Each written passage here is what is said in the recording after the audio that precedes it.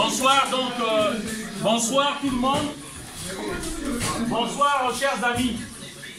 Voilà, donc, je suis venu comme la fois dernière ici aux Ardoines, dans une logique d'éveil de conscience, parce que nous faisons des vidéos dans le métro pour appeler les Africains à la solidarité entre nous par rapport à ce qui se passe au continent. Et aujourd'hui, je viens encore informer, parce qu'il y a certains peut-être Maliens qui ne savent pas qu'il y a une semaine, il y a des soldats maliens qui sont morts, on parle de 54 victimes qui sont mortes. N'oublions pas, au cours de l'année, il y a eu des Maliens qui sont morts. Je ne parle pas des communautés d'Oban ou Paul, mais moi je parle des Maliens qui sont morts. Et tout ça, ça devrait nous interpeller.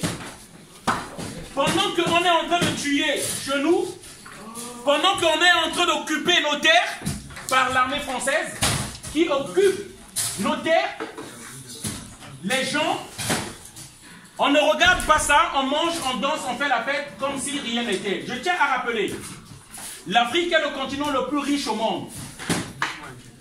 Merci. L'Afrique est le continent le plus riche au monde. Nous avons la bauxite, c'est nous qui avons l'or.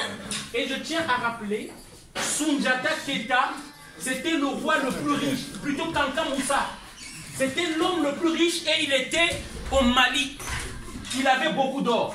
Comment se fait-il notre jeunesse aujourd'hui, même moi qui parle aujourd'hui, nous sommes obligés d'immigrer vers la France. La France n'a pas d'or. Mais comment se fait-il que c'est la banque, la troisième banque qui a plus d'or au monde? C'est l'or du Mali. C'est l'or qui vient des pays africains. Le message qu'on aimerait faire d'abord passer ici, c'est une prise de conscience à tous les peuples africains, à tous les peuples noirs. Nous devons être solidaires. Moi qui suis venu ici, je ne suis pas malien, mais je viens appeler les peuples maliens, je viens appeler la jeunesse malienne. Parce qu'il faut savoir, la jeunesse est le fer de lance d'une nation. C'est nous qui sommes l'avant-garde. Et si nous-mêmes nous ne sommes pas conscients, nous ne sommes pas éveillés, on va continuer à nous exploiter comme ça. Et nous devons être unis face à cela.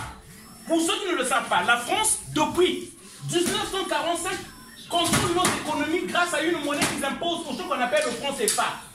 On défend aux peuples africains d'imprimer une monnaie eux-mêmes. Nous ne pouvons pas imprimer notre monnaie imprimée ici à Chamalières, en France. C'est la France qui décide quel montant injecter dans nos économies. Alors qu'ils n'ont pas le droit, nous ne sommes pas des enfants, nous pouvons fabriquer notre monnaie nous-mêmes et contrôler notre économie. Ils font ça afin que nous demeurons toujours pauvres et que nous puissions toujours donner quémander. Et si nous contrôlons nos économies, je peux vous le dire aujourd'hui, nous ne viendrons pas en France ici. Nous resterons chez nous parce que personne ne fouille sa famille, ne prend ces risques que nous avons pris ici pour le plaisir.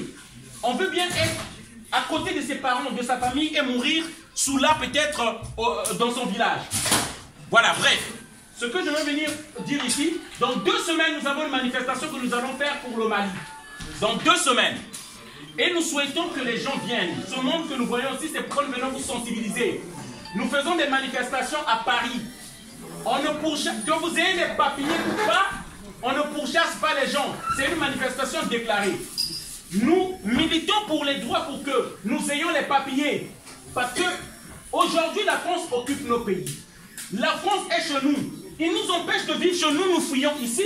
Et ici aussi, on défend encore certains papiers parce que nous venons voir des vidéos à Montreuil. On a fait sortir des jeunes là-bas. Nous luttons pour les droits. Nous payons les impôts aujourd'hui.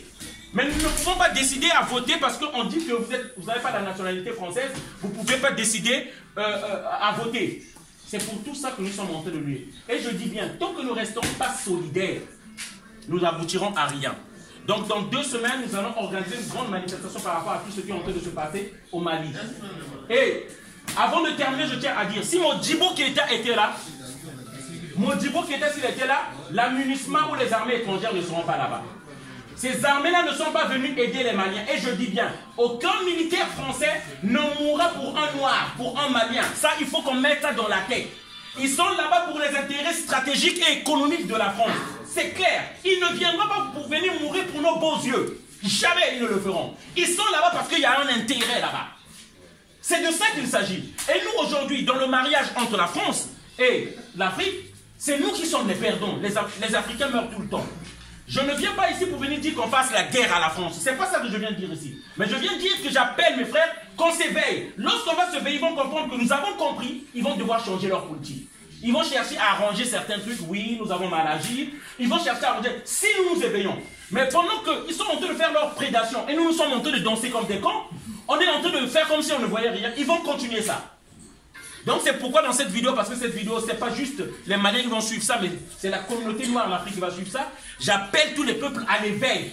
Ouvrons seulement les yeux, mettons-nous debout. Venez juste aux manifestations, vous verrez que la France va modifier sa politique envers l'Afrique.